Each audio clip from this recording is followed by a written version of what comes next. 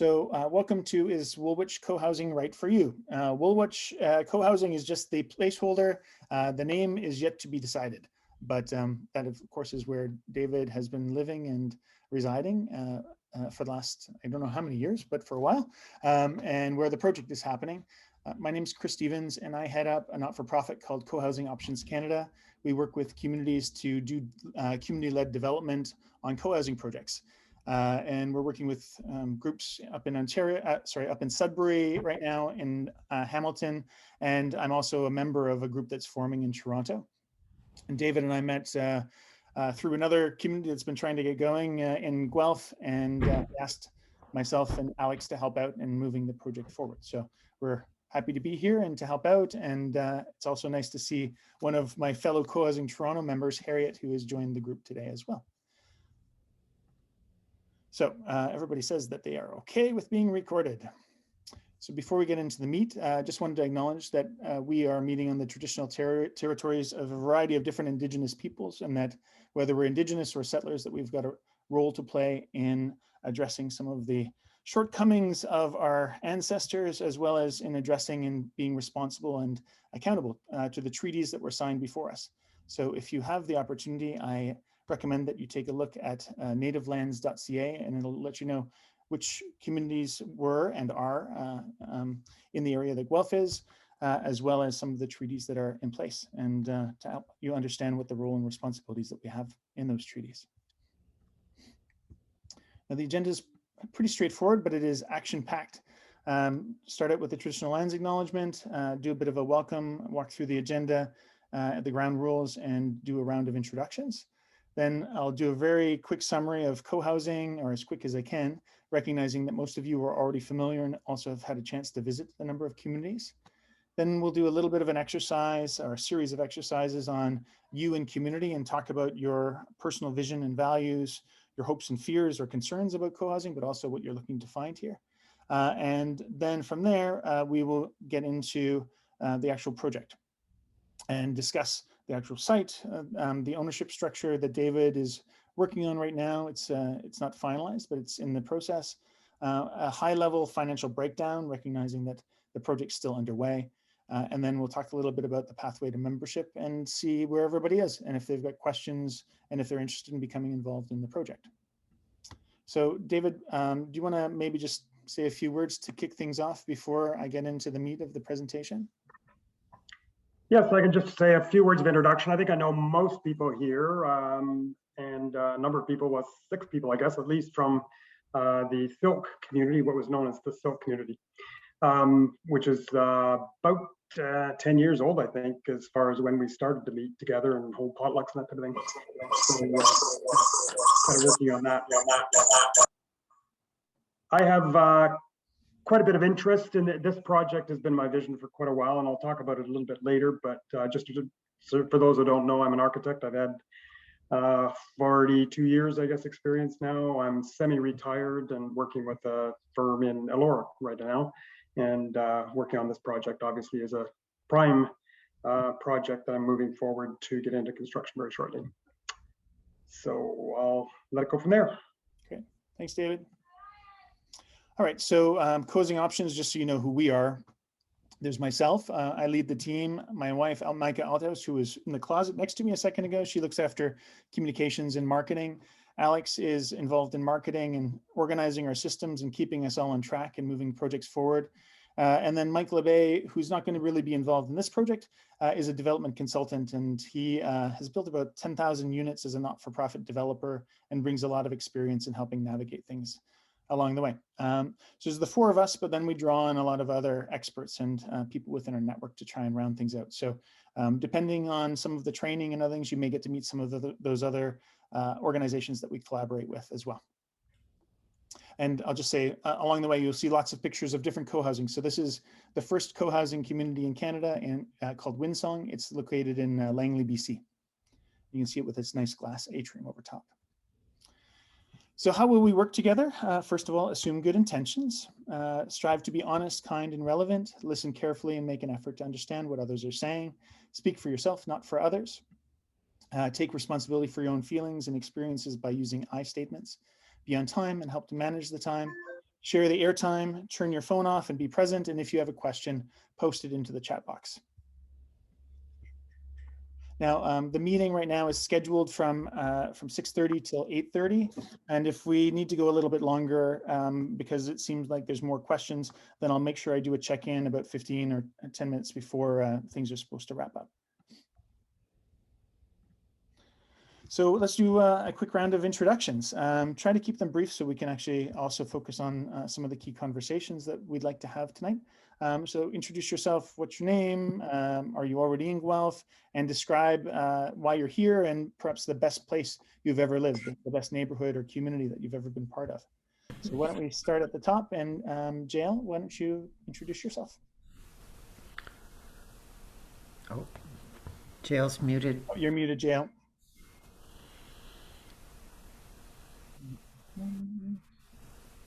Yeah. There you go. So easy to forget. Yeah. I do live in Guelph and very close to the downtown. So I've known David for a long time and a few others who are at this meeting as well. The best place I've ever lived was a co-housing, not a co-op housing, but a co-housing house in New Zealand. Yeah, with a variety of strangers who I came to love. So Amazing. Great. That's my quick summary. Hey. Yeah, thank you. Sally and Christine, you're in the same window, so I'll group you. Hi. I'm Christine. I've known David for, David and Cynthia for a long time. I guess we met through the Silk project, if I remember correctly. Can't speak for Sally, but I think the best place I've ever lived is where I'm living right now.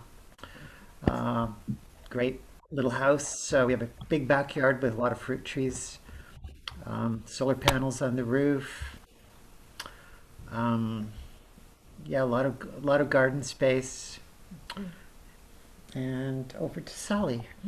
Yeah, I'm Sally Ludwig. I use she or they, either is fine. This place we live now is an awfully good place. Yes, it's one of the two best ever, I'd say. Another thing to mention here is that the neighbors on our street are friendly and cooperative. And enjoy community get-togethers. So that's an important value that I hold that I'm really happy for here. So that's it. Okay. Thank you. Sharon, how about you? Hi, everybody. I'm Sharon, and Sharon Goodwin. And I've lived in sort of the greater Guelph area most of my life. My parents were farmers, and they lived on the banks of the Grand River, just south of Elora. And then I lived east of Guelph in Rockwood, where I raised my son and had a lovely home on a nice little residential street there. And lived in downtown Guelph in the very, very early 80s. And then I'm full circle back in downtown Guelph. So I guess I've been blessed in always being in this neck of the woods. I had a decade in Toronto, and there's some gorgeous neighborhoods in Toronto that I love too, but the greater Guelph area and Guelph itself is a special spot. So Yeah. Awesome. Thank you. You're welcome. And Kevin?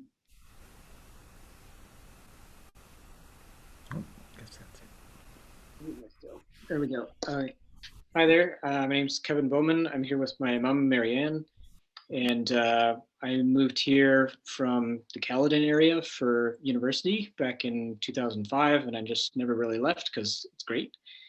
And if I had to say the best place I'd ever lived, it would be a tie between where I am now, which is close to downtown, and the place where I grew up. My childhood home in Bill Fountain was pretty great. I feel very privileged to have grown up there.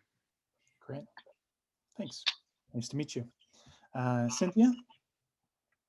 Hi, I think the best place I've ever lived as well is Guelph. I just love the community, the people, and just, yeah, the proximity to everything that you need, as well as nature. Great. Thank you. Dennis and Enza. Okay. You want to start? Hi, my name is Dennis Beaumont. We're down in Costa Rica right now, and that's a pretty darn nice place to live at certain times of the year. But we also have a beautiful house in Guelph, and I would say that's the best place I've ever lived. But it is a lot of house for just two people. Mhm. That's all I have to say. And Yeah, pretty well ditto.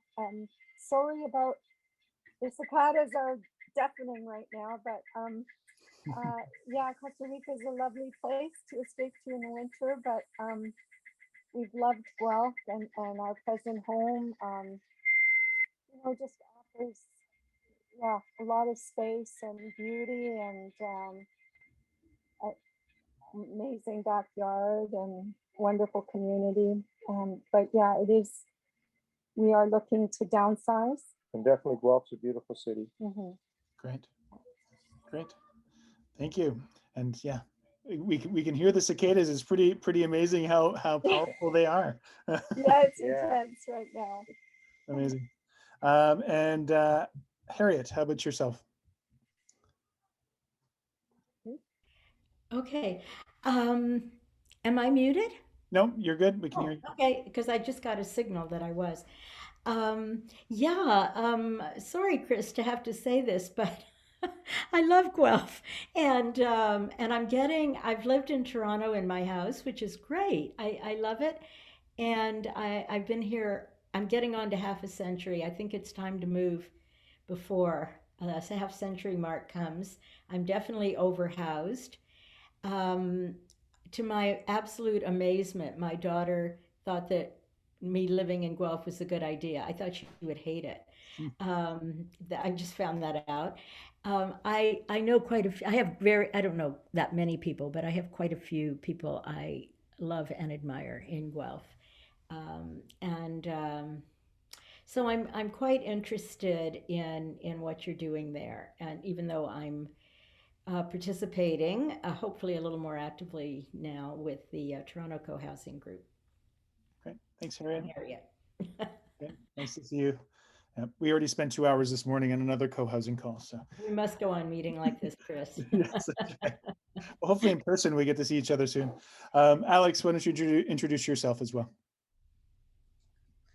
My name's Alex, and I do systems and marketing at Cohousing Options Canada, and I've been with Cohousing Options since last year, middle of last year, and it's been a great experience meeting a lot of different communities and from all over Canada and the United States, and all the differences and nuances within each community. It's exciting, and I'm looking forward to presenting this project with this presentation with Chris Stevens to you. Thank you. And your favorite place, Alex? Where did you? I know you grew up in Brampton. Oh, sorry, Brampton. I would say I grew up in a cul-de-sac with a bunch of other kids, so always played group sports in front of our house. We either had a circle. Winter time, the snowplow would come in and make a big mountain, and yeah, it was good times. Good place to grow up. So. Right. Thanks, Alex. Welcome.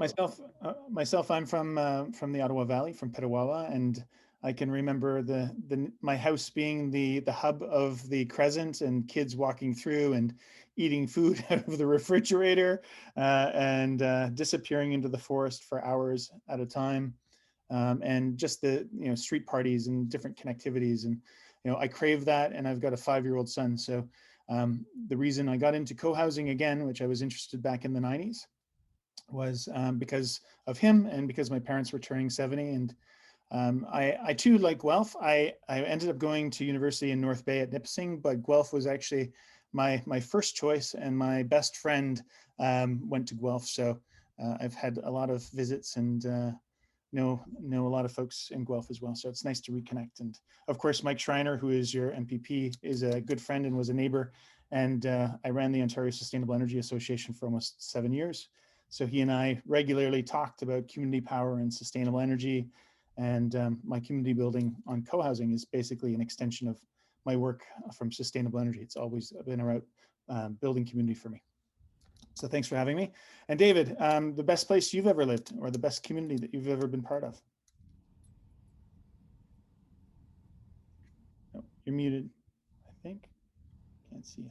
Boy, amazing how you forget. So yeah, the place I'm at right now is a place that Cynthia and I created, and we're very happy here. We're looking for a place in Guelph as a second home, I guess, or maybe a last home for us when we're not able to be on our beautiful wooded property north of Shelburne here. So we kind of enjoy the country. We enjoy the city. There's so much we're connected to in Guelph, and community is most of that.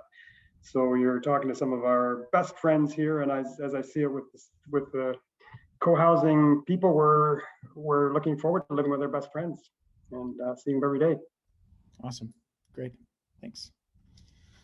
All right, so today our objective is a few things: review what co-housing is, explore personal vision and values, articulate hopes and fears, introduce you to the project, and discuss if the project is right for you. And hopefully we'll be able to get a few people starting to get engaged. Now on the right-hand side, there's a sketch here. And this is actually a community called Schemata not Schemata, done by Schemata, the architectural firm, called Capitol Hill in Seattle.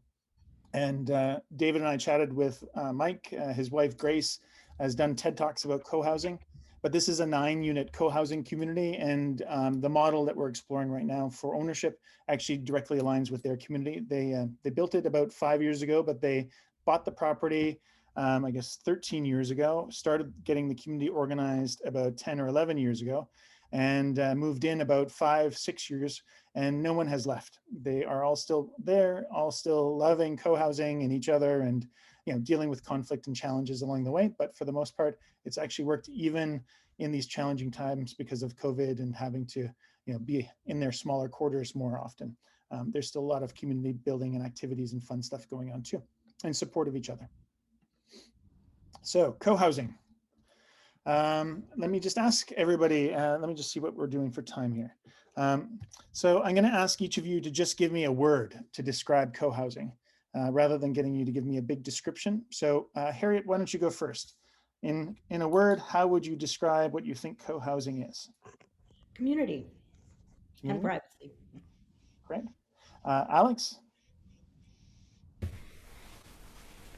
I was going to say community as well. Okay. So.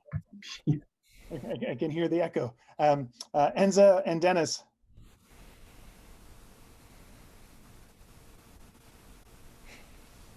Nope. You're still muted.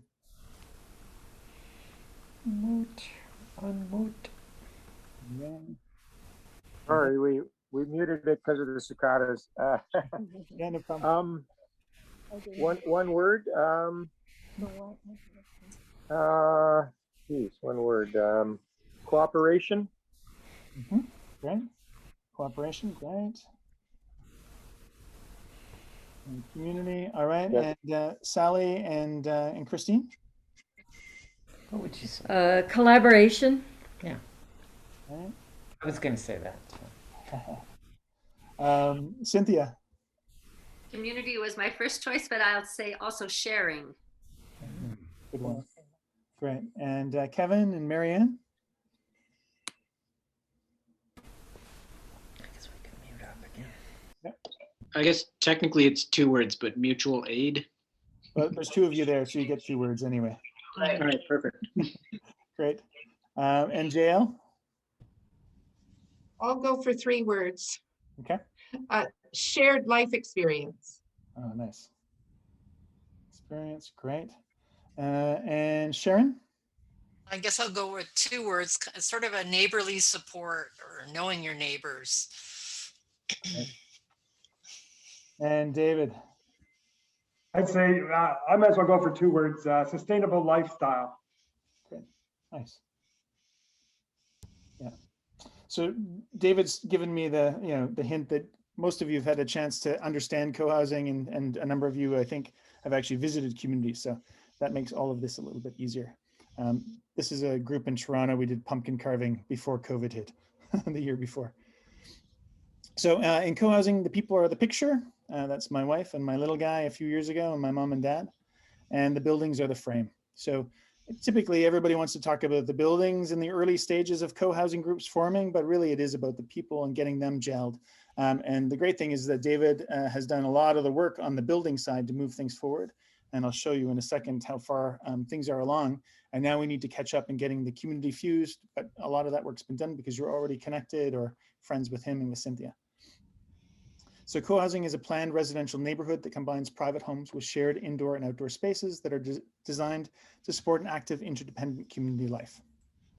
Now, this project's a little bit smaller than a lot of co-housing communities, but it's not the smallest. At the same time, you will have your own independent unit while at the same time having extensive commons to share. So it really balances privacy and community. On the left, you've got Cranberry Commons, it's a private house. And then on the right-hand side, you have the common house of Quimper Village, which is a senior co-housing community down on Bainbridge Island across from Seattle. Another great space. So the trends driving co-housing are smaller families, extended families living apart, people are living longer, desire for more traditional neighborhoods where you know your neighbors, and this idea of living with your best friends and having lots of fun on a regular basis and being able to co-care and support each other, and the desire to live a more sustainable lifestyle that is less car dependent. So co-housing is not necessarily more affordable at the front end, although that's something that I can share afterwards if people are curious about what we're doing with some other communities to make it more accessible to a broader range of people. But it is more affordable over the long term because the standard of the building, whether that's the windows, the insulation, the other things, actually make utility costs considerably lower, and therefore the overall operation of the community and its durability much higher. Proximity is really important. There's a book, Blue Zones, that talks about the fact that if things are outside of 5 to 10 minutes that are important to you, they will either create more stress in your life or they won't get done. So the closer the things that are important to you are to you, the more likely that they're going to happen. So building proximity into the design of your space and into the people that you want to spend time with and the activities you like to do is really, really important. And the location of where the project's being built is amongst a lot of really great amenities that David will share later. It's social. It's about actually providing you the privacy. Most of us have too much privacy and not nearly enough community, although it sounds like a number of you do have quite a bit of community where you're currently living.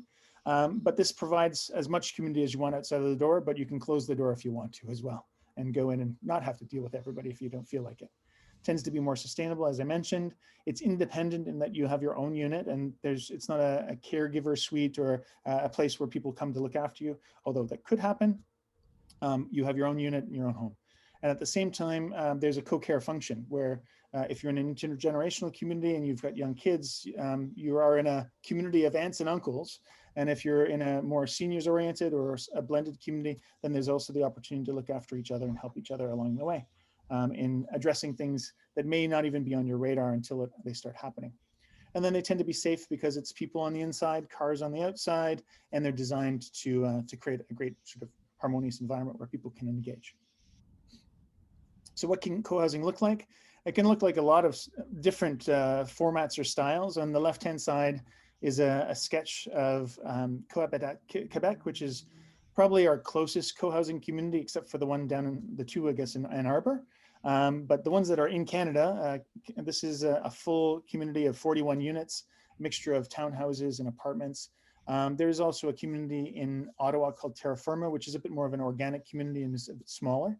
But this is the biggest probably co-housing, and you can see that they have district heating, a lot of shared amenities within the common house. When we were there last year, they actually had a big skating rink where the kids were out playing when we were there, and a whole lot of other great stuff going on.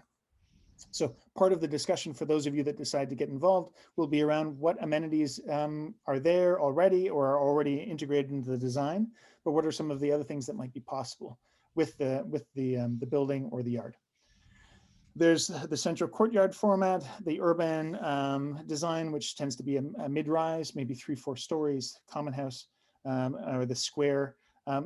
The format David will explain is a little bit different than all of these, but probably closest to the urban design, in that the units are all in one building and then you've got a yard around you. So in co-housing, we share things like ideas, the ups and downs of life, community meals, and that can be every day or it can be once a week or 3 times a week. Common house facility, We're talking about offices potentially in the building, using the space that David has already been using for a number of years. Caregiver suite and services, probably not going to fit into this project, but in many instances, there'll be a caregiver suite so that there's people there to look after a number of people within community. Cleaning and maintenance, tools and equipment. The quote is always, how many lawnmowers do you really need if you live together?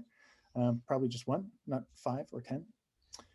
Gardens, you can see this is the Capitol Hill project down in Seattle. They've got a rooftop garden and they use a lot of what they grow themselves, but they also provide it to shelters within the community and also to some restaurants.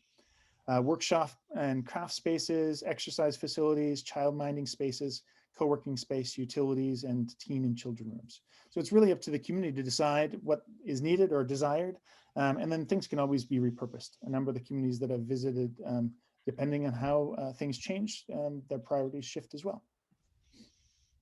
Now, with regards to this project, it typically, from the point you have land, it takes about 3 years for the project to happen.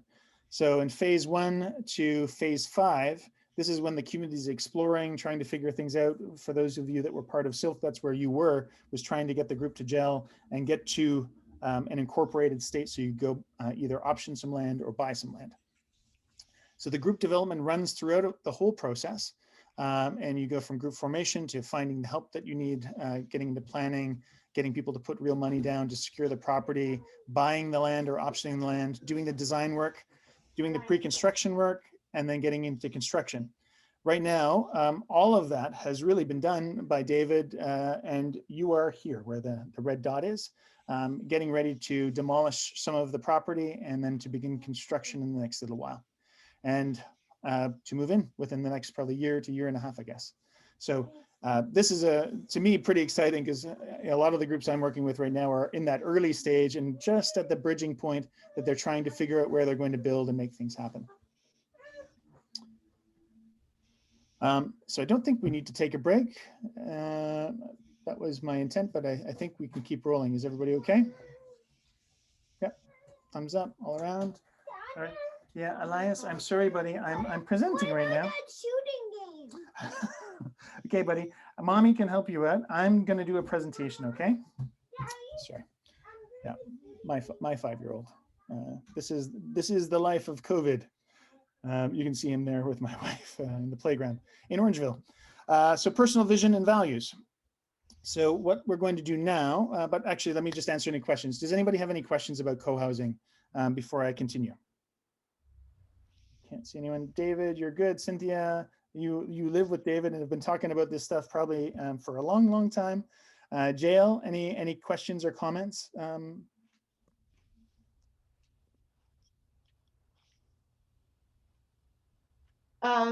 It's been really well presented, and I really understand the concept and watched a couple of the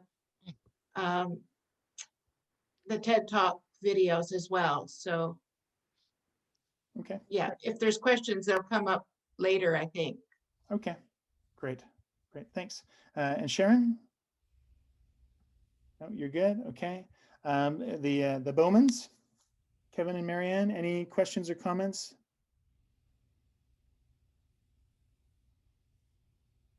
Can't hear you. No, nothing here. Okay, great. Sally and Christine, how about you? I'm good. Okay, Harriet? I was going to put in one item that's not exactly a question. I hope it fits here. Seeing where we are on the progress chart there, I just want to say I'm so grateful to David and to Cynthia, to you, David, for getting us this far through your hard work and helping to and starting to pull us together. Yeah. Yeah, amazing. Great. And Dennis and Enza, anything that you want to question or you're good? Okay. I think I got everybody. Did I miss anyone? No? Okay, great. Okay. So personal vision and values. So what I would like you to do is take a couple minutes and I want you to think about what a day in the life of living in a co-housing community would be for you. So what would it be like? So from morning to bedtime, what do you taste? What do you see? What do you smell? What do you hear? What's your physical interaction with others or not? But think about this sort of space for a couple minutes, and then I'm going to break you up into, I guess we've got here, how many people? 10 of us. So I'll break you into 3 groups and just take a few minutes to have a bit of a discussion about what would a day in the life of co-housing be like in your sort of ideal situation. Envision what you would like it to be like. And at the same time, also think about what you bring to the community. What are the skills or the knowledge, the experiences that, that you would bring to the community. So I'm going to break you out into a second. You won't be able to see this, but you all know what your 5 senses are, and you know how a day usually goes. So you'll probably be able to figure it out. So let me just break you into groups. Breakout rooms. Okay, there we go. Okay, and hopefully you get mixed in with people other than who you usually talk to all the time. I recognize that a few of you, because you're 2 on the same system or same line, then you'll probably have some groups that are a little bit bigger, but you should get broken up randomly anyway. So, so I'll give you about, we're at 7:07. So I'll bring you back at 7:15, and then we'll share what you guys talk about and what you came up with. If you need a little bit of time, that's okay too. I'll check in on you. There we go. We'll see you soon.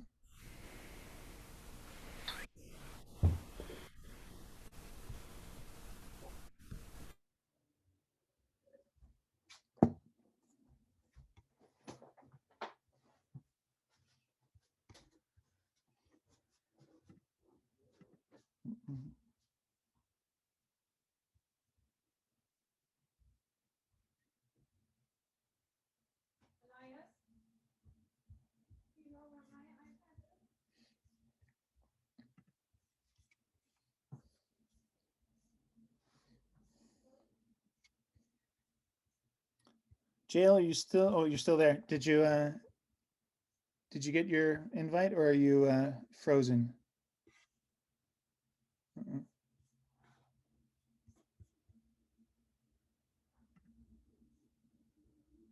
Oh, there we go. Did you find your iPad, Micah?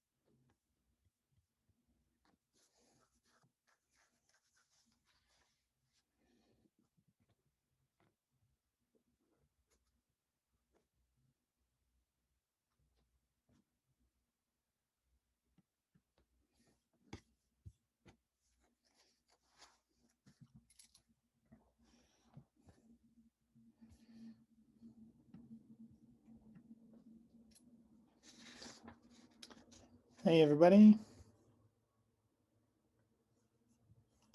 How did it go? Good. Awesome. All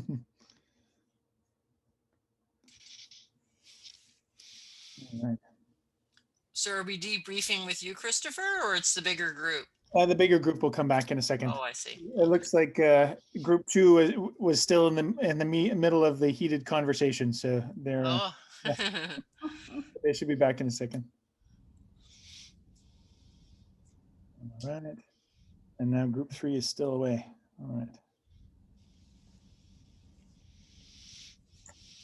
Did you have enough time? I'm just I popped into one of the groups and checked, but I figured that everybody was probably in the same trajectory. But yeah. Okay, great. All right, welcome back, everybody. So we'll just do a little bit of a round of sharing. So hopefully you had a chance to choose someone to be the spokesperson, or somebody gets nominated on the spot right now. So room number 1, we had Alex, JL, Sally, and Christine. Who would like to share some of the key takeaways or thoughts from your group and sort of what you were envisioning co-housing like, and maybe some of the things I heard as I left your session, I heard something about a dog. So Yeah, I said it would be lovely to have a dog to walk. That maybe it's not just one sole responsibility.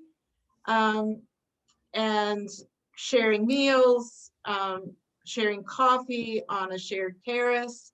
Those were all mentioned. And the one question that came up was about those in this group who have more than one residence and will be enjoying more than one residence. Will that leave in this small co-housing setup a very small group to maintain the glue while those with other places to live are not present? Yep. So Good question. that sums up our conversation. Great. Very good question. All right. And group number 2, Cynthia, Harriet, and Sharon. Yep. We had similar visions as JL mentioned from group 1. Potluck meals, perhaps weekly, yoga together, doing art together, walking a dog, taking alone time, having happy hour, and being able to walk to and from amenities as well as trail walks, etc., all within the day. So some shared time and some, yeah, I'm looking forward to gardening as well. Oh, nice. All right. No one's offered to cook yet, so you've got the gardeners and actually Harriet did. Oh, did she? Offer to cook. Yeah. Well, she said she liked cooking anyway. That's good. That's great. And room number 3, David and Dennis and Enza and Kevin and Marianne. How about you? You had the biggest group, so probably the most challenge to get through everybody. What was your vision? David, you're muted. You're muted. I would nominate Kevin and Marianne because they had a lot to say that kind of encapsulated other people as well. Okay. Okay. I think I heard from our group that people were looking forward to their own time as well as shared time, both. And we heard music, we heard yoga, we heard meditation, we heard meal sharing. I'm trying to think of what else surfaced. There was a little bit of a conversation about sound, but David assured us that it's very soundproofed. Kevin asked there not to be smoke on the water played with an electric guitar, but other than that, I think we were all on the same page. Great. No smoke in the water. Okay. So that's great. Cool. Thanks, everybody. Anyone else want to add anything to the comments before we move on to the next activity? Oh, so I have a question. How many units or households in this community? So that'll come up at the end when David walks through the actual site design. But I'll give away the secret. There's 6 units, and then an office or a common space, depending on how things go with the group. But David will walk us through the full design and let folks see what's there. Mhm. Okay.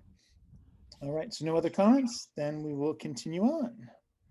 All right, so the next exercise is about identifying your values. So choose 2 or 3, you probably have more, but just take a look at the list here. I'll make the comment that before sex appeared, I think 4 times in the slide. So I've fixed that. That wasn't intentional, but somebody said, hey, sex appears a lot here in this slide. So core values, anyways, think about what is it that you would bring to the community? What are some of the core values that drive you, that you would like to share, or that are important, that you want to see also perhaps embodied within the group? And whoever decides to be part of the group going forward will be involved in an exercise where we'll decide the core values of the community as a whole, as well as the vision and the mission. But right now, just think about yourself. What is it that drives you, or that you see as foundational to you? And I'll just give you a minute now to take a read through the list, because it's fairly extensive. And then I'll do a round and I'll get everybody to identify what they feel are the values that they feel are very important to them and that they would be bringing to the community.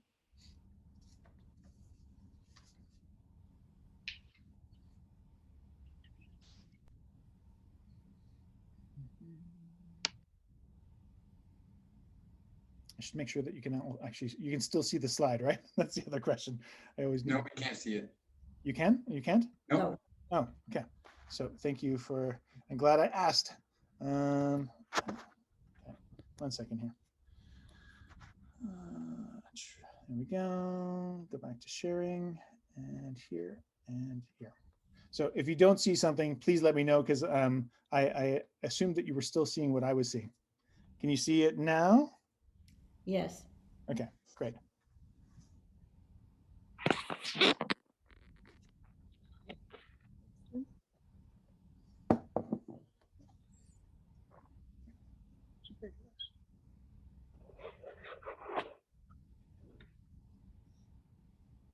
Now, since David has been the ringleader and sort of building the community so far, I'm pretty sure he knows what his core drivers are in getting this going. So David, what are your 3 core values that you feel have driven the project to date and that you want to make sure that you see or envision within the project? I guess my focus has been more, rather than community, mine's more but in terms of the building and the site and that type of thing, and getting approval on things. But what I would say, obviously as an architect, is I'm looking at sustainability and healthy environment. And so I guess health is big. Community is always there, obviously. But I think we're working together. So whatever that might be in terms of collaboration is what I would see. So those are kind of my sustainability, health, and collaboration are probably the things that would come to mind for me. Great. I don't know if collaboration is in there. I haven't looked. Yeah, it is there. Yeah. So that's great, or at least something similar to collaboration anyways, but it fits. And I think the other thing is fun. I mean, if it isn't fun, why would we do this? You know, so I hope we have a lot of laughs and enjoyment. Great, great. Sally, how about you?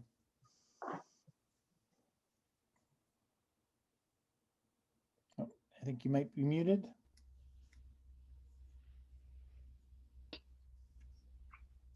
Yeah, Sally? Yeah, thank you. Sorry about that. Okay. So I was saying play along. Also sharing of responsibility, cooperation, and space and a context for creativity. Okay, excellent. And Sharon, how about you? What about Christine? Oh, sorry. Yes, Christine. We can circle back. Yeah. Sorry, I'm so used to just going through the checklist. I was trying to mix it up. Yeah, that's fine. I would echo what Sally says. Fun, sustainable, definitely, creative, and pick one. Yes, cooperation. Cooperation. Great. That's it. All right, now Sharon. Okay, so I guess what jumps out at me is kindness and laughter, community, friendship, those types of values. Okay. Excellent. And Jael. I would say mutual support and respect. Something about supporting growth for individuals and the community that we're living in. Okay, great. Kevin and Marianne? If I had to pick 3, I'd probably go with respect, gratitude, and fun. Some that are popping out for me are friendship, harmony, and authenticity. Oh, nice. Harmony. Nice. Great. Cynthia. Again, hard to choose 3, but I would add to the ones mentioned, which are all I am with. I also like to add well-being and acceptance. Great. Yep. Nice. Harriet. Tranquility and trust and generosity, authenticity. Somebody said responsibility is good. Mhm. Authenticity. And Dennis and Enza? Yeah, I resonate with everything that's mentioned. Certainly, laughter and joy are big, and growth in all areas, personal, spiritual, um, yeah, physical growth in all our areas, and sharing. Sharing is also a big one. Just the joy of sharing and cooperating together. Yeah. Great. Yeah, Enza took my word, which was spirituality. I'm really, that's really important to me, spiritual growth. And that covers a lot of things, because my spirit won't be growing if I'm not being creative and such.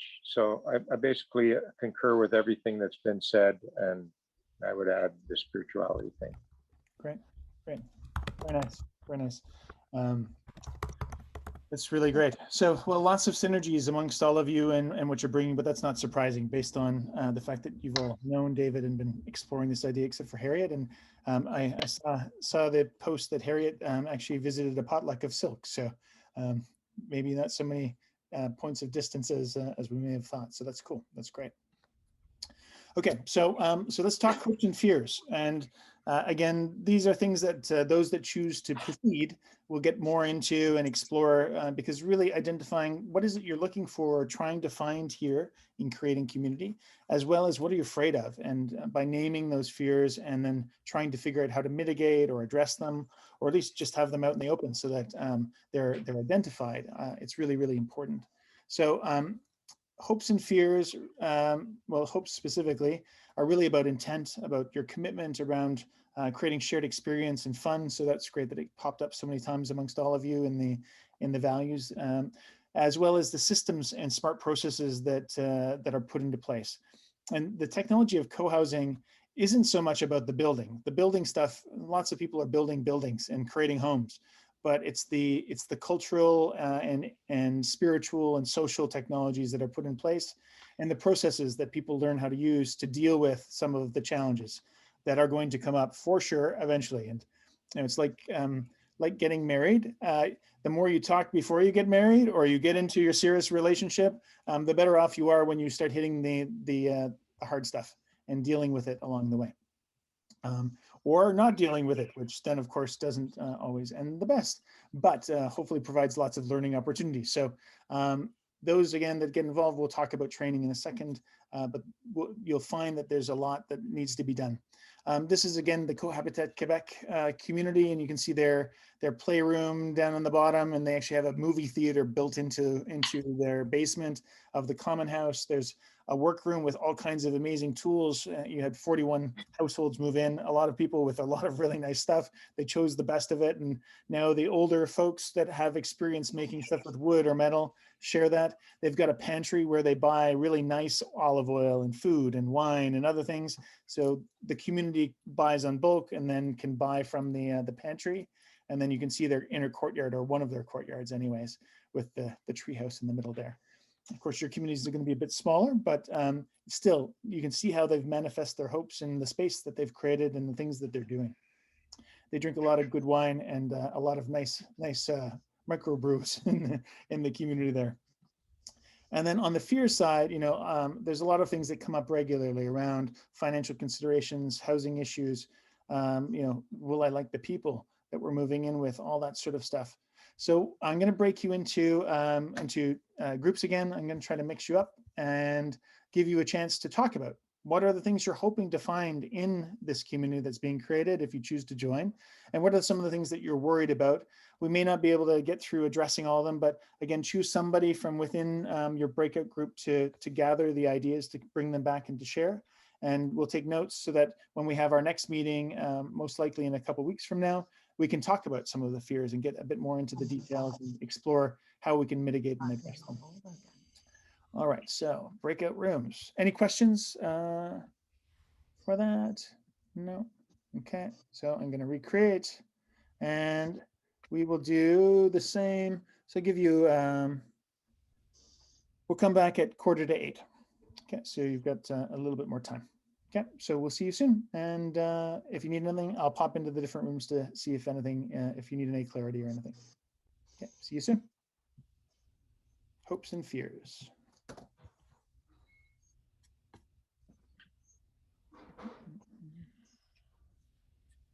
Great. Okay. Is it working? Oh, there we go. Here we go. There Okay. we go. Sorry, didn't click.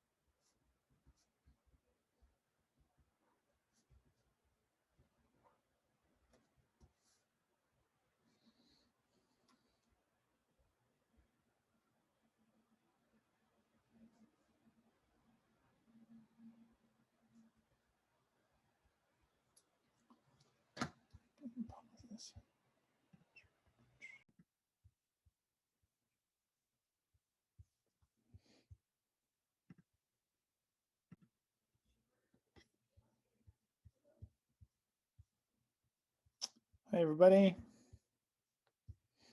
Welcome back. All right. So let's do the well, it's all good stuff. The fears are good because they help us identify where people are having concerns. But let's do the hopes first. So group number 1, Alex, and I guess that's iPad is Dennis and Enza, and then Sally and Christine. What were some of the core hopes that you identified, and who's the spokesperson? We didn't actually pick a spokesperson, did we? No. You're speaking. Would you keep going? Oh God. I think okay. Maybe you can kind of chime in. I think a lot of all of us reflected the same hopes, basically that you know, of living in a vibrant, very active community that where everyone gets along, everyone likes each other, everyone trusts each other. I think that's a big part of it. Can you? Yeah, trust and acceptance were good. Yes. Learning stood out. That was one that I put in. Learn to do well together through whatever happens in our group relationships, that we can all grow in our capacity to be good together. Right. Yeah. Oh, right.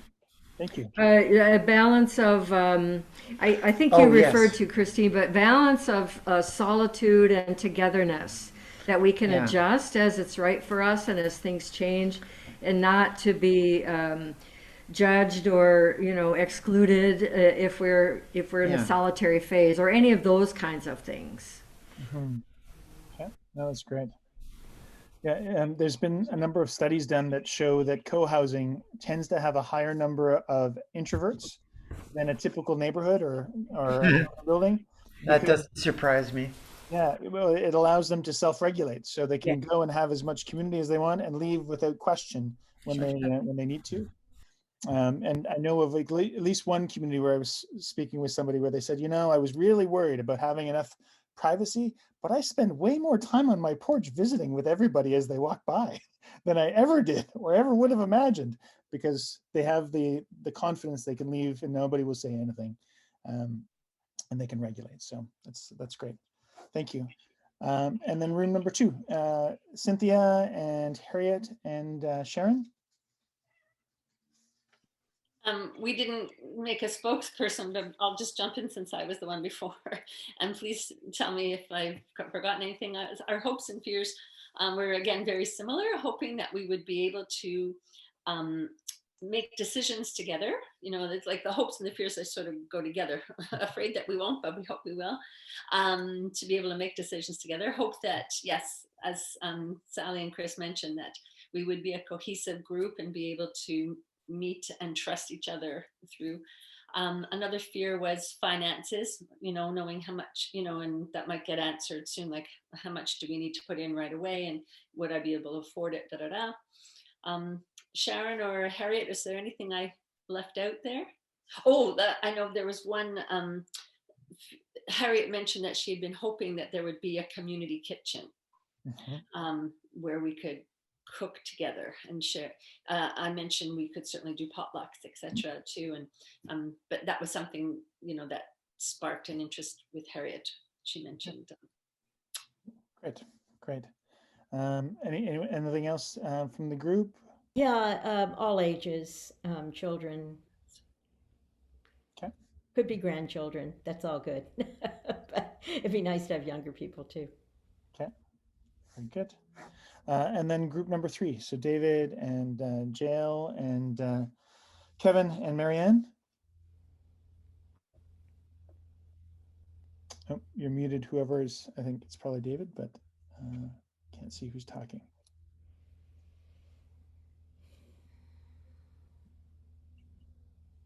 I'll begin, but there was no. We were just about to volunteer somebody. I'll just talk about some of the fears were in traveling, like what would happen when we leave, and if we're away for an extended period of time. And I guess the response to that was that you won't have the maintenance of your home. You'll have other people there to water the plants and that type of thing. What was another one? Well, to me, the finances are a bit of a worry right now, but I would anticipate down the road that that'll be much less of a worry once we have completed the construction. So we'll get into more discussion about that. Diversity was also mentioned, that we don't have children at daycare in the space or anything like that. And then the response to that basically is we're living in an urban community, in a community where there are children and schools and daycare and playgrounds and things like that, where we would be mixing with a wide variety in the Exhibition Park neighborhood. And I'll pass it over to either Jael or Kevin and Marianne. I can just add something that we didn't actually talk about, but one of my, maybe it's a personal fear, is that I've been living on my own for a long time, making all my own decisions, and working collaboratively is going to be a whole different experience. So I'm looking forward to it, but I'm also kind of, okay, I have no idea. I feel like, okay, jumping into the water, trusting, hopefully, that with everyone else's support, we'll just all float together. It'll be wonderful. So that's just a hope and a fear I'm adding. Great. Yeah. And Kevin or Marianne? Our group was well represented by both of the people that spoke on our behalf. That's great. Thank you very much. Okay. So just circling back around, any other fears from group 1, from Alex and Enza and Christine and Sally and Dennis? One thing we did talk briefly about is the increasing uncertainty of the future with things like economic uncertainty. We have no idea what the housing market is going to be like when we come to sell our house, which will be a couple of years to a few years down the road. Also,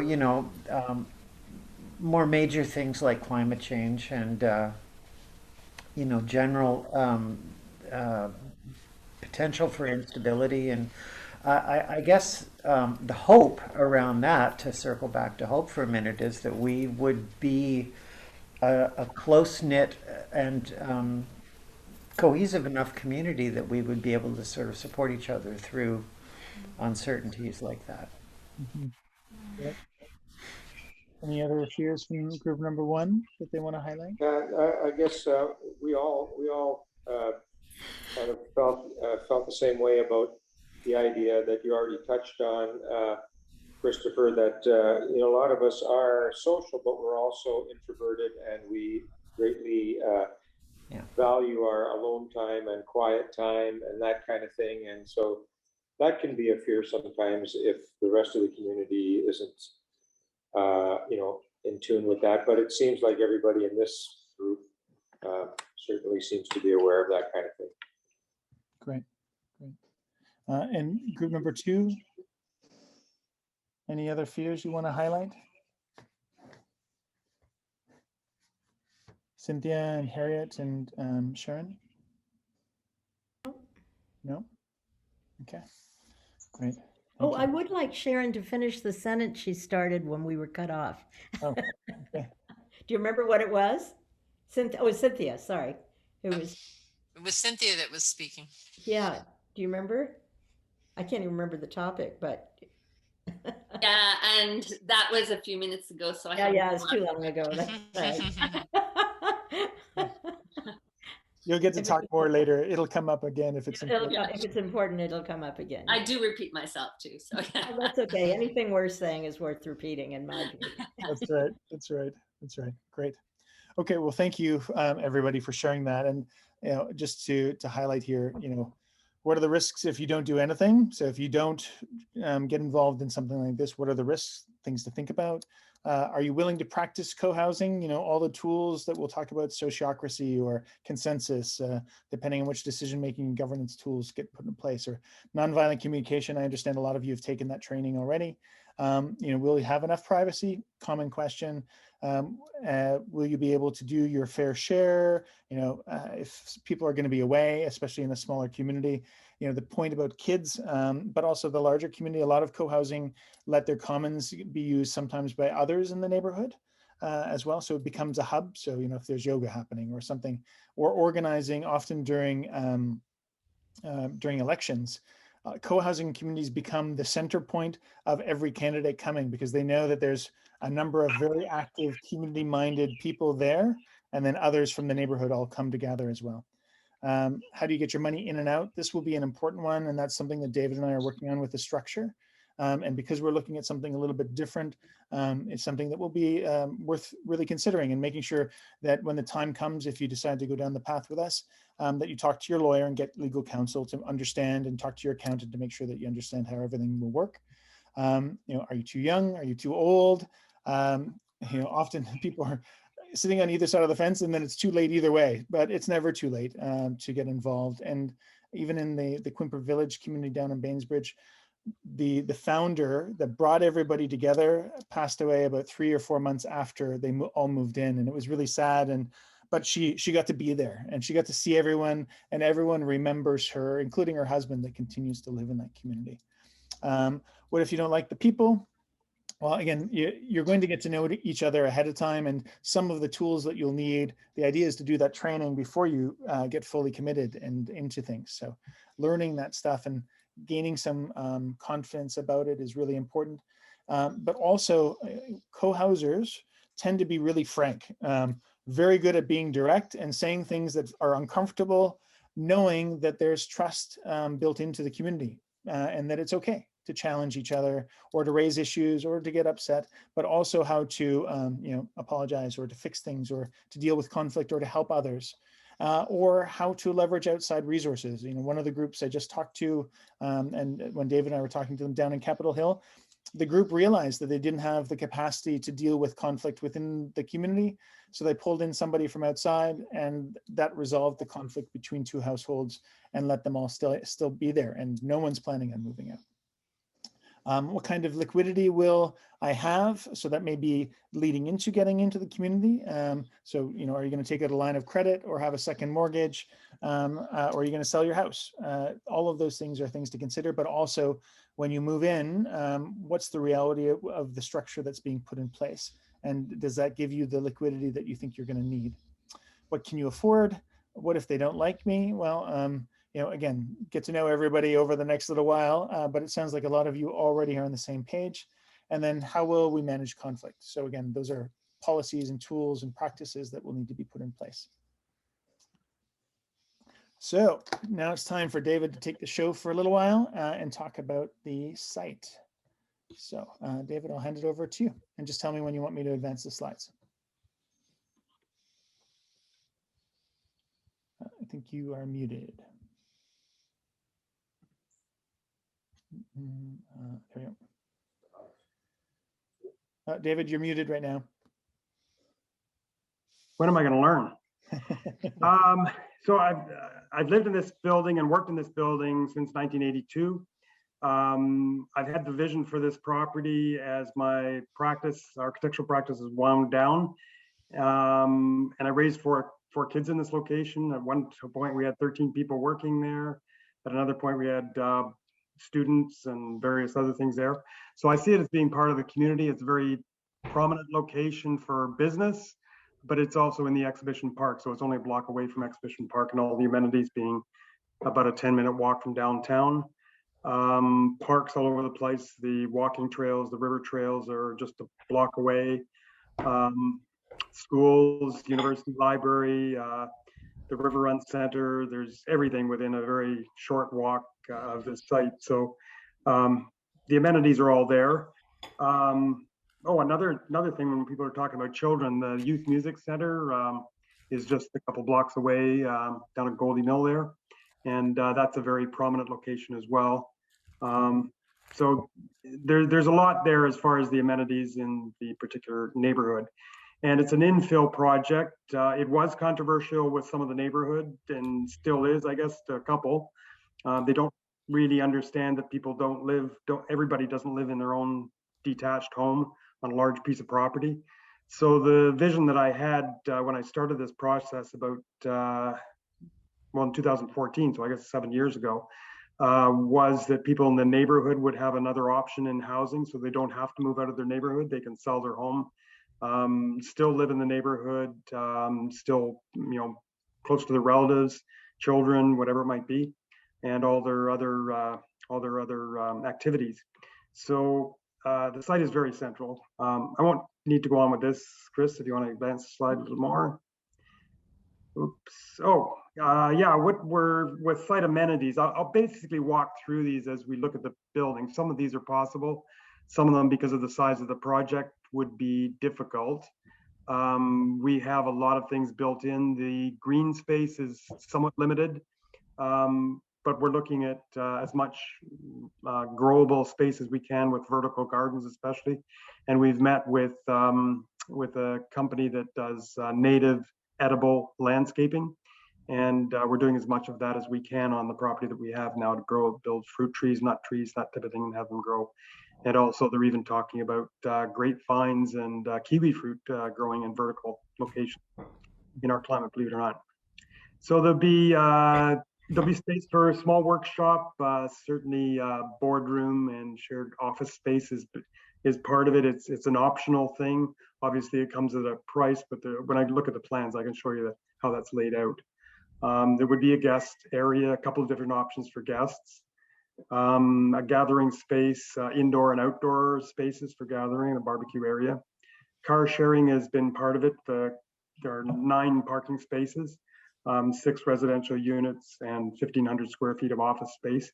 So it's all shared. It's not like you have your assigned place, but we'll have to work that out as far as the car sharing is concerned and the spaces. But there's also parking, 2-day parking at Exhibition Park free of charge, and street parking as well. There is a bike storage for 11 bikes, a secured indoor area, and then 5 parking spaces for visitors outside for cars. Teens and children's rooms, there is a large common area for that. Electrical EV charges, we're putting in electrical service that would handle 11 parking spaces, I guess, to be EV charging for the future. Fireplace, I'm not so sure the fireplace is going to be there. There is a fireplace that's already closed there, but it would be difficult in this particular location to have that. I guess as we go through the plans, next slide, Chris, I can go through some of that. And I think there are blow-ups of this, but You want to go through to the big one? Yeah, let's go through the blow-ups. You don't have a site plan here, I guess. Okay. Yeah, sorry, I didn't put the site plan. I apologize. Okay. Yeah, that's okay. So let's start with this is the basement plan. So in the basement plan there, I guess my cursor, I'm the only one that sees it, but the one that's X'd out there is a basement area. So there's a studio, happy to show people through who haven't seen the building. Cynthia's spent a little while now fixing up a studio space in the lower level. And there are storage areas there, there are workshop spaces. So as you see all of these rooms, there's only one room that's got a small furnace in it. There's a kitchen and a three-piece bathroom there and a guest room on this level as well, all with windows. And then, like I say, there's shared storage that people have for other things. So there's possibility of doing other things in this area as well. Next floor level. So the ground floor level, you're on the right-hand side is Woolwich Street, and the bottom would be Mont Street. So it's on a quarter lot, an L-shaped piece of property. The bike storage I'm talking about is the one on the far left there. And then the garbage storage, there's garbage bins that would be stored in the one that's hatched out there. So that's communal bins for everybody. We would certainly do the sorting from there individually, at least the 3 streams that we would have. And the drive-through next to that would be to access the 11 or the 9 parking spaces at the back. So it's in the top right corner there. So that would drive under the 2nd and 3rd floor. And then the unit number 1 is the one in the middle there. So there would be access to that from the common entrance where the elevator is. You can see there the access from Mont. So that's the Mont Street entrance. The address, we were able to get number 1 Mont Street. So that would be the address for the residential portion. And so they're all 1-bedroom units plus a den. So, and they're fairly large. This one, I can't read the numbers here, but I think it's about 965 square feet or something like that. And then there's an elevator there you can see, and stairs up and down. So every floor level, except for the basement, is accessible by the elevator and a set of stairs. So it's this one is the ground level. There would be 6 or 8 steps up to the ground floor of the existing house at 360 Woolwich Street. So what you see on the right-hand side is the office space, and that is I'd have to take you through it to understand. It's the house is 125 years old approximately, and this has been a doctor's office before that, and it was the vice principal of GCVI who built the house, Mr. Davidson. And so there is a boardroom there. There's 3 interconnecting rooms where you have the bay window on the right connects right through to the bay window on the left in an L-shaped fashion. So there's that space is a large gathering area if you want to use it as that, or it could be office space, collaborative office space. And then where the cursor is currently was a kitchen originally, so the plumbing is all in place. So we could reestablish a kitchen in that location, fairly large size actually, and then we could serve meals to the other areas, the communal spaces there. There's a washroom on this floor level, and then 2 private offices on the front, the bottom right corner and the left corner of that office space.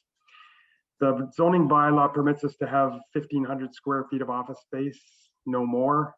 And that's what we have here now. So there's a front stairway in the existing house that gives access to the 2nd floor unit there and to the basement from Woolwich Street. So that would be the business address.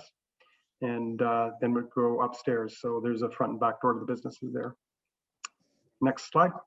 So the 2nd floor level, there's 3 units on this floor level. So starting on the left-hand side, we have a stairway. It's an exterior stairway there that goes up to the 2nd floor level there. There's a balcony right across the front, a enlarged balcony area where we could have seating for people to drink their coffee in the morning. The orientation is southwest, north is about 45 degrees to the top right. So you get morning sun that way all the way through until noon, and in the afternoon in the summer. And so these decks have really good orientation and great for growing things, especially with the vertical gardens.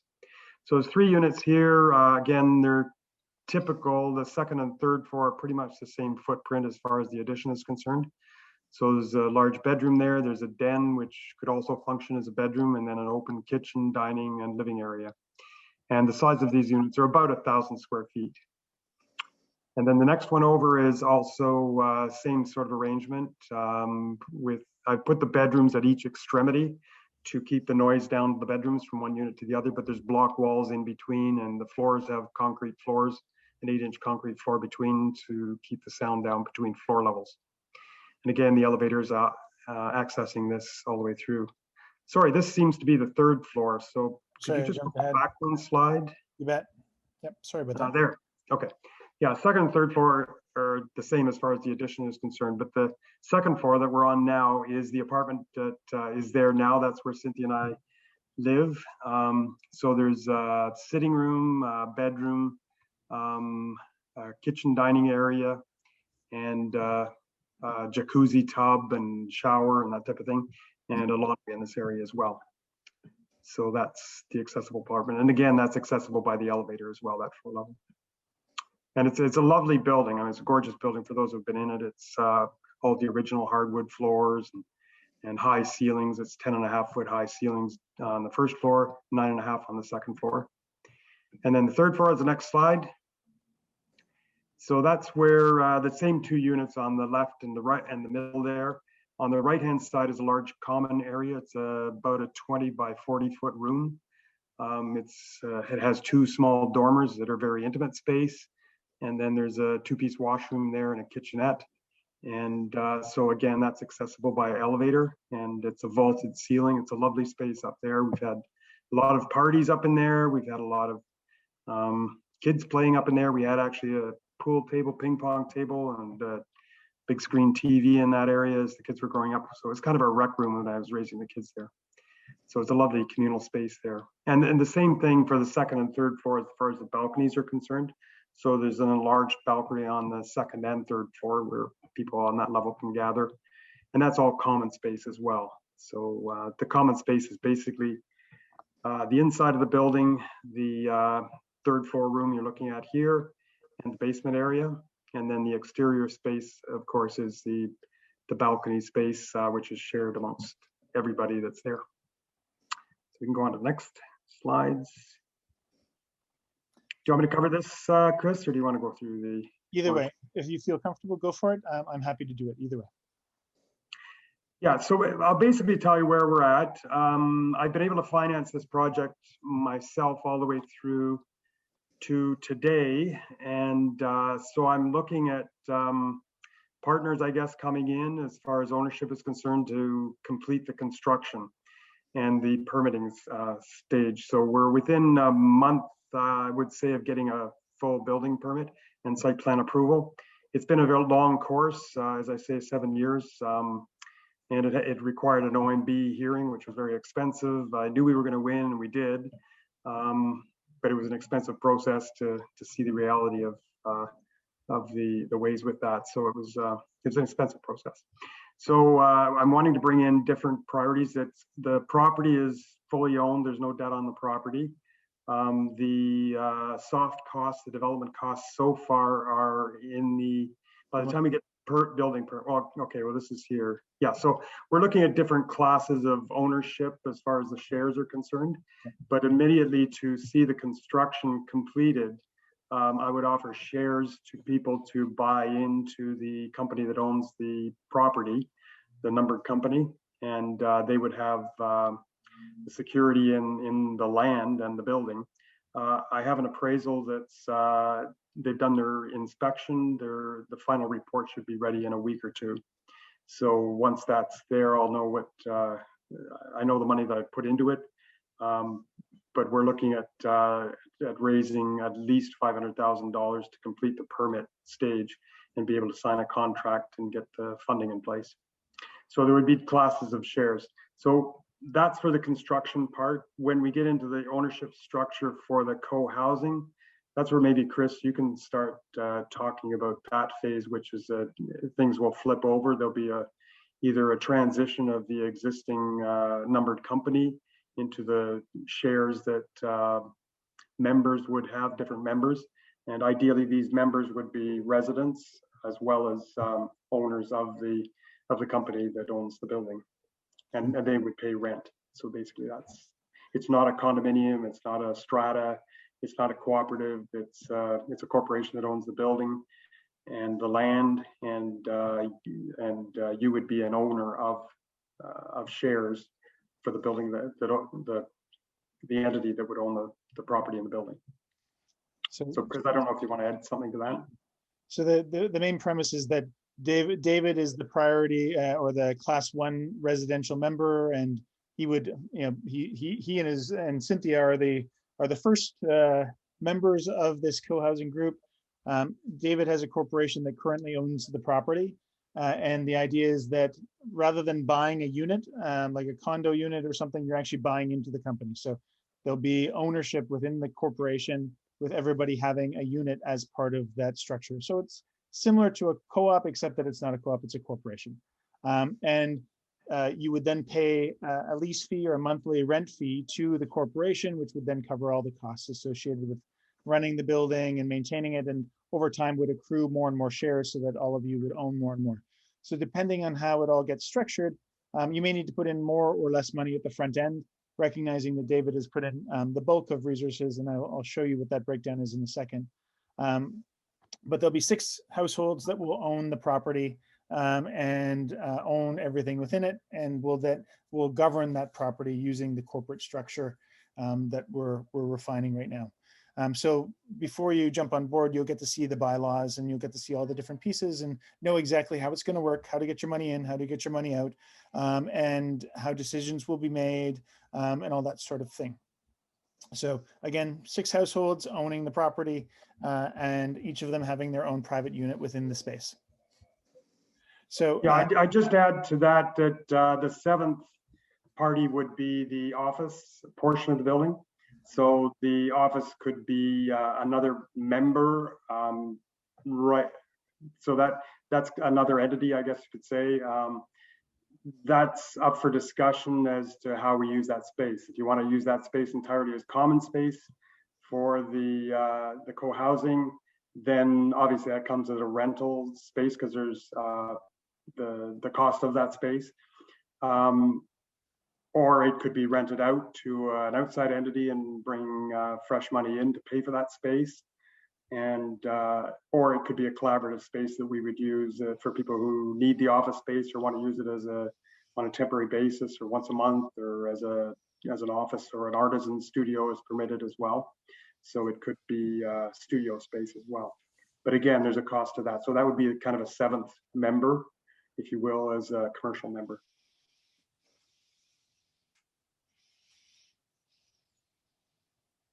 Got somebody else there, Chris, that you want to bring in too?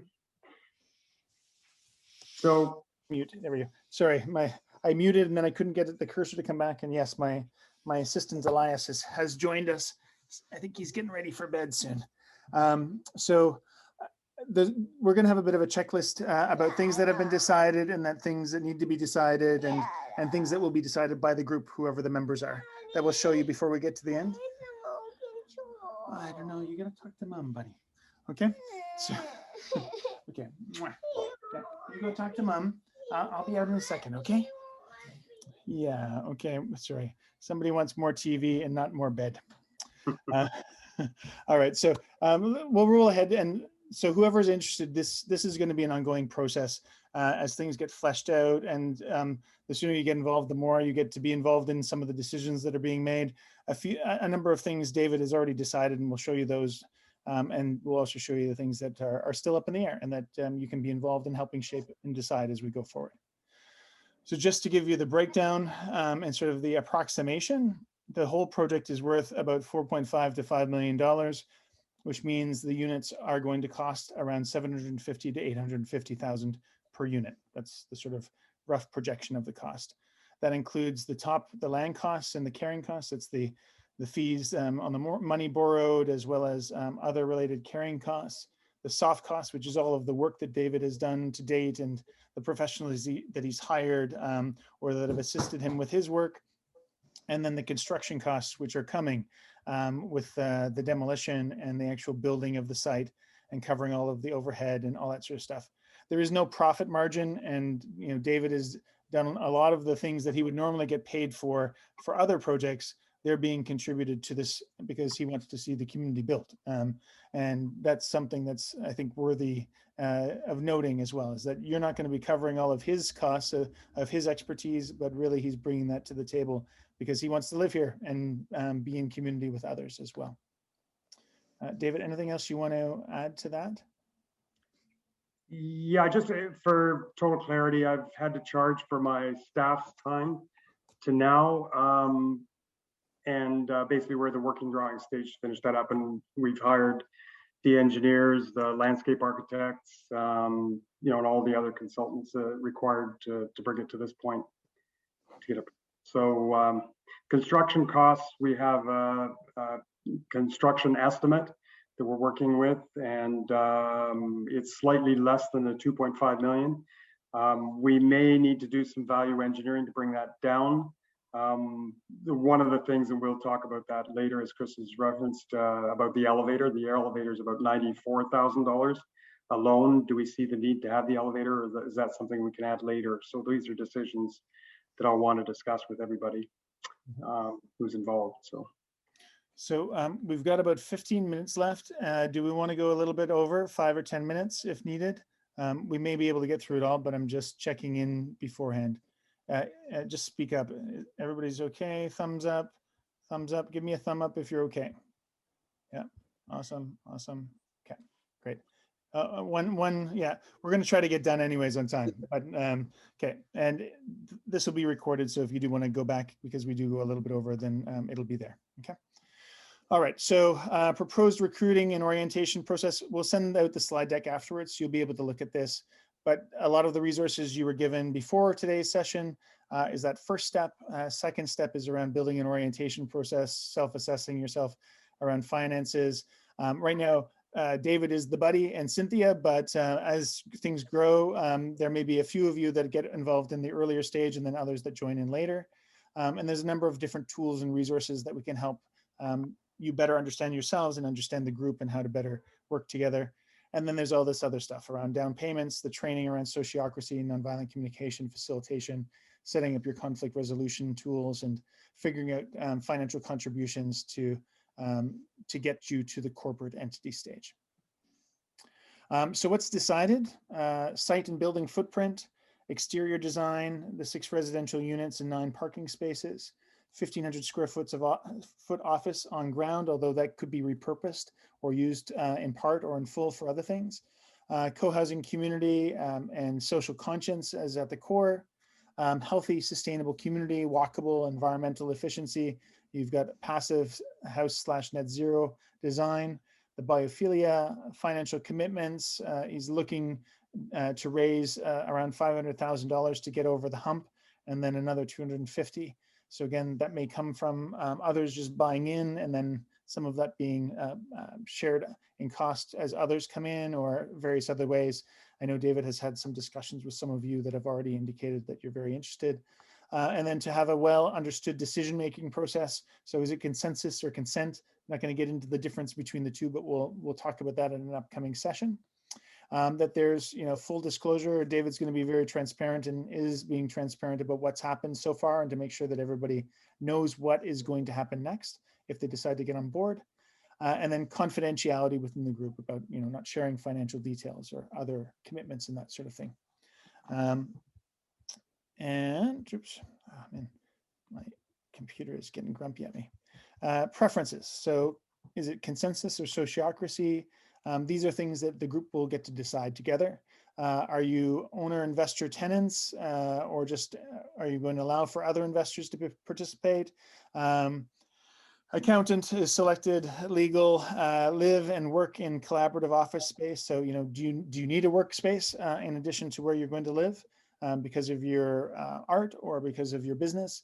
Car share, tool spaces, balconies, and many of the other amenities David's highlighted. The common gathering space, how's it going to be used? The kitchen, the art space, the storage, all of that stuff is up for discussion. The special skills and abilities, talents, and interests of the various groups. So we heard about gardening and various other pieces. Nonviolent communication, sociocracy got doubled up there. Committed people of shared values. I think we've already heard that all of you are on the same page on that front, I think. community awareness and the volunteer sort of role. David's going to need help with the heavy lifting as we set up all of the systems, and he's got Alex and I to help out with some of that. But whoever does decide to get involved will have the opportunity to also help out in guiding the larger group and moving things forward. The idea that your members and residents and co-owners at the end of the day to be friends, acquaintances, flexible and good attitude towards working things out. Experience in community organizations is going to be very helpful, and experience in co-housing or having visited co-housing is also going to be useful.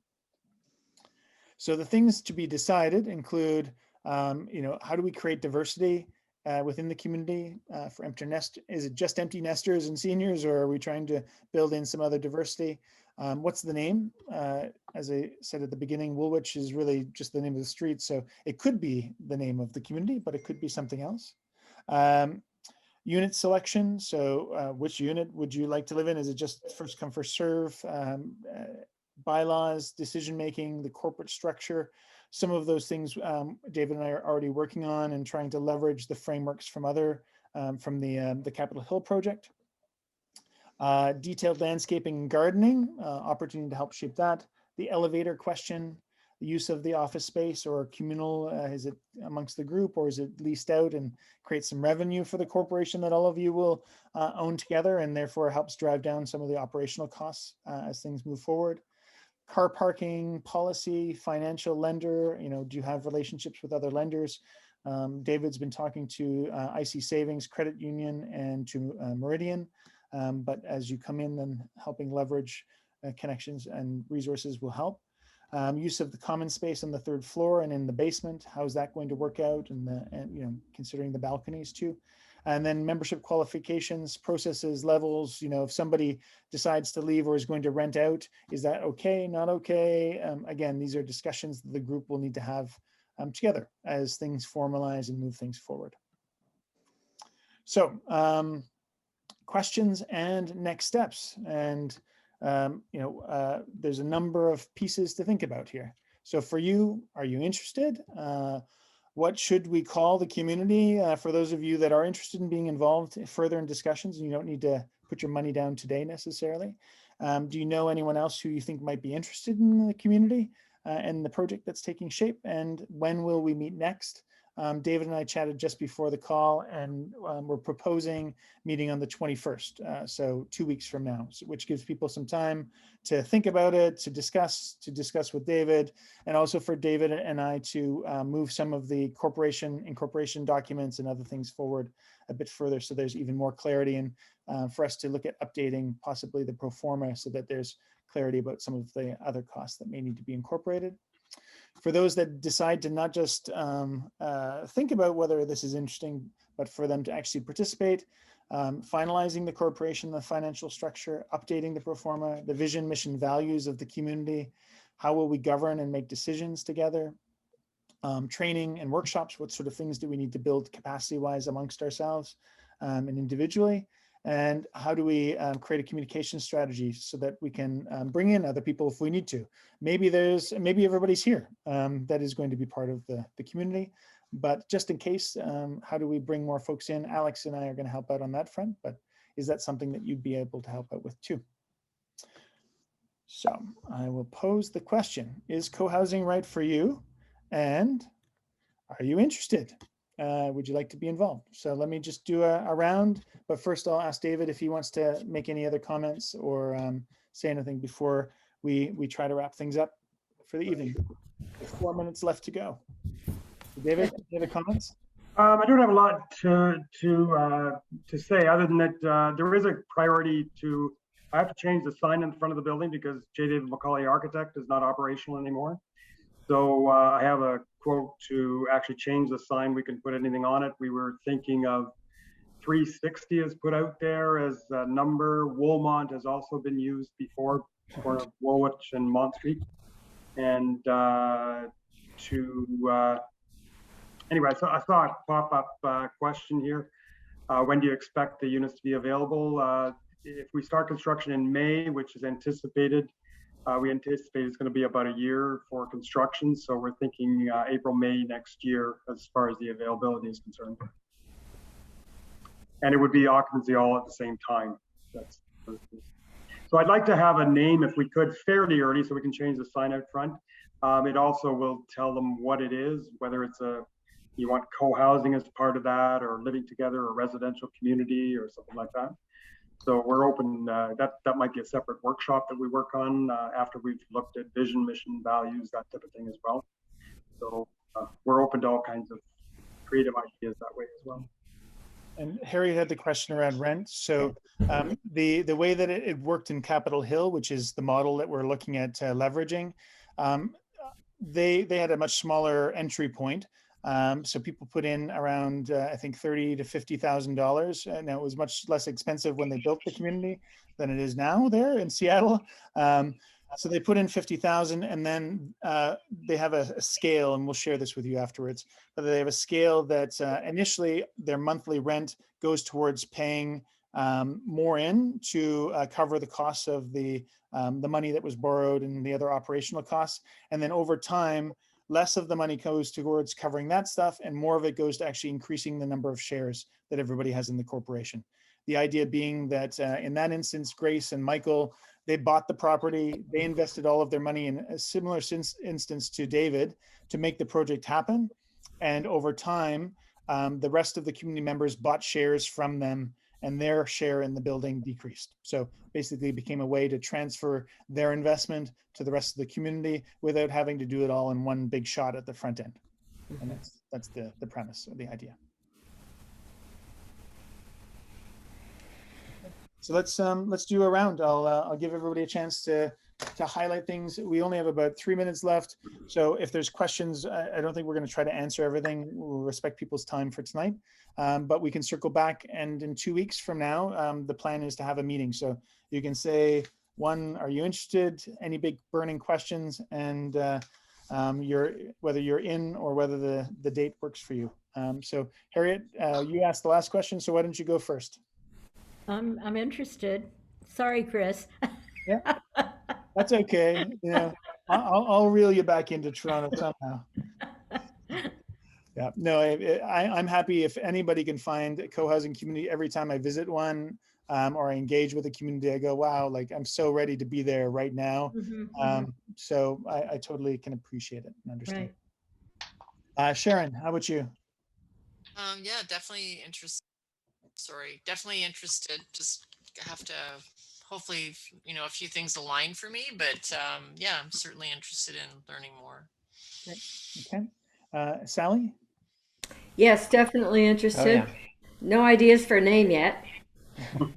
Cool. And Christine, I take it you are as well? Oh yeah. Yeah, we've been talking to David about this previously. Great. JL? Yeah, still a little overwhelmed with all the information. So yeah, I'll certainly look at it all, tune in on the 21st, and I'm sure I'll have more questions. So good. Yeah. Cool. Questions are good. Excellent. Thank you. Kevin and Marianne? I'm very interested. Great. No questions, but need to learn a lot more, but very interested. Great. And Kevin? Yeah, just a quick question. I just want to make sure I understand. So from the rest of us, as opposed to David's, for the rest of us, our perspective, we're not applying for like mortgages or anything like that. We're just paying this quote rent unquote, but in exchange for that, you're getting shares in the corporation, and so you're building equity that way. So there'll be a buy-in at the front end, which would be like buying your house or putting a certain amount in. We haven't, I don't think David has plotted out what that looks like. He has an immediate cash need to keep the project moving forward on time. So he's looking to a number of folks that are on the call, I think, to be involved, and he's been having some discussions. But the idea will be that there will be some cash or like buying a house, and likely also a piece that will be paid over time, so that you may not need to come up with the full 500,000, for instance, right off the bat. But over time, you will own that amount in the project. And that's part of the homework David and Alex and I need to do over the next couple of weeks, is figure out how it all makes sense, and to talk about those that are already early at the table, what they can contribute and help make things happen to make it easier for the project to keep moving forward. So could I ask a question? The $750,000 that was up there, Yep. that's like the total cost over some time. Is that what you're saying? And that the initial thing money would be more like a down payment in a normal. It could be. I don't want to speak for David because we haven't made the decision yet, but I know that at The Capitol kind Hill, of logic. yeah, that's the logic that was in place for Okay. Capitol Hill. Yeah. Okay, thank you. Yeah, no problem. Yeah, I could say that it's kind of a two-part process. The construction part is what we need immediately to move it forward. There is some time to work out membership procedures, decision-making, that type of thing as far as the community is concerned, the co-housing community. But we need to see the construction completed. As I say, that's going to be in a year. It would help us to have pre-leased units so that when we go to the financial institution to complete the loan they were offering us from the Meridian was $1.8 million. The construction cost, as you saw, was $2.5 million. So that's the gap that we need to fill to see that through construction. Obviously, we don't want to start construction until we have the assurance of that money. That's why the April 15th is there, to have the 500,000 or so to see us through to construction. So a lot of the details that we were talking about tonight, as far as the co-housing community is concerned, it'd be nice to have the name in front of the building to begin with, but there's a number of other things that we have to work out in terms of the detail of the co-housing community that we have some time to deal with. I mean, obviously we can't wait for a year to do that, but we have a few months to put that together. So are you saying that April 15th is 2020? You need roughly $700,000 total by this year, by next month? I need the commitment for that, yes, so that the construction, well, we can get our building permit, basically is what it is, and sign a contract to start construction. So it doesn't need to be cash in hand, but it needs to be a commitment to having access to those resources. And okay, and when you say any time frame on that, But that's over the next year. everybody wants to know. Yeah, so we're looking at April 15th for 500,000 to complete the permit, and another 250,000 by June of this year. Of this year, yes. Okay. Cynthia, any comments or questions? I know that you're probably going to end up living with David if you have to. But Dennis? Yeah, we're interested, but you know, it's all a little overwhelming at this point still, and we still have a lot to think about before we could commit. You know, maybe you have this in the works already, but for me, what would be very helpful is if there was some kind of document sent out that breaks all this stuff down, like specific prices, specific sizes of the apartments, you know, like specifics like that, and time frames and all of that. If that was sent as a PDF or something like that, and maybe even establish some kind of a blog where we could submit questions that we all could see and answer them, and something like that, because it's going to be hard for me anyway in my aging brain to remember everything that's been talked about at this meeting. Yep. Yeah, and today's the first group meeting, so probably the fire hose has been opened, and we've got lots of work to help you guys understand, and also discussions with the lawyer and accountant around this this as well. So, but that's fair. Thanks, Dennis. Enza, anything on your radar that you want to raise or comments? I think the same. We have, of course, a lot to consider and to think about, but we have always been interested in this kind of a project. So I'm just one question, just to clarify in my mind. So the 500,000 and then the 250 later is what we have to come up with as a group, right? Yes. Not, am I right? Yep. As a group? Yeah. Okay. That's correct. Sorry, I just thought of a key question to maybe other people have this question in mind.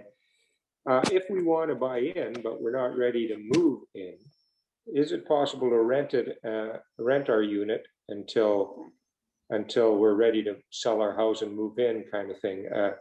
I know that's a tough question because on the one hand, I mean, it's hard to control who's involved. Who are you going to be living beside if there's renting going on? So it's kind of a tough question, I think, but a key question. Yep. So I think that's something for the group to discuss. Those that are serious, but yeah, no, it's something that's been flagged already too. So good question.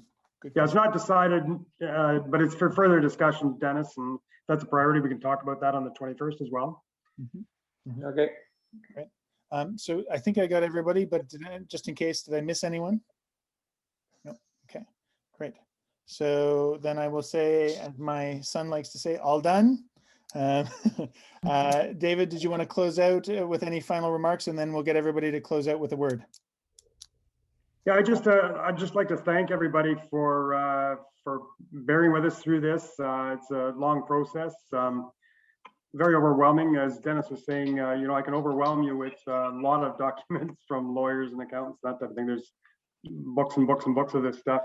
But I'll answer specific questions too on these things and give you the information that we have.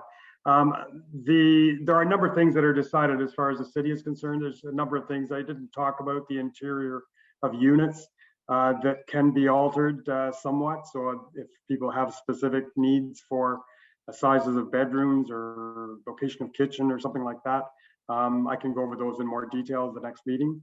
But those are things that are open as well. You know, I don't think anybody was involved in the design of the units themselves other than Cynthia and myself. So I don't want to pretend that it's all done. So, you know, as far as decor and that type of thing is finishes, those are all things that can be decided. I guess the other thing that should be mentioned is that there's, I guess it would be an understanding. We can't have a commitment to say to any one particular person that that is your unit because of the condominium laws. So it would appear that if it's a condominium and if we have an agreement in place that says that yes, this is your unit and you paid us so many dollars, then it all of a sudden becomes a condominium, and we can't operate at that. It's not a sizable project. The scale is too small to make it a viable project for a condominium. So that's an understanding. I think it goes as a person's agreement with them. So I just want clarity on that issue. Yeah. I think we're going to have to get into those details more next time because we've covered a lot, but we're getting way over our time. So I'm going to get everybody to give me one word to close out, and I hope to see everybody in 2 weeks. And thank you, David, for bringing us all together, and Cynthia for bringing us all together. And thanks for spending your evening on a Sunday. So let's do Harriet first. Closing out with a word. What's your word, Harriet? David, you're very brave and generous, and I'm grateful. Whatever I do. Great. Thanks, Harriet. Brave. All right. Enza. Peace. Nice. Dennis. Thank you. Nice. Alex. Appreciation. Kevin. Stay safe. Yeah, nice. Marianne. Just gratitude for all of David's hard work. Great. Jael. Fascination. Great. Christine. Admiration for David and Cynthia. Awesome. Sally. Excited for the future. Great. Sharon. Thank you. And mine is a pleasure. It was a pleasure meeting everybody. And David, you get the last word. I just say gratitude for everybody here for showing up and your support and all of this. It keeps me going. So very optimistic about this. Great. Thanks, everybody. Have a nice evening. We'll share the recording and the slide deck afterwards. David, I'll chat with you tomorrow morning. I'm going to go help put my big guy to bed. Okay. Thank you, Chris. For Thank you, everyone. Have a nice evening. Take care. Bye. Bye.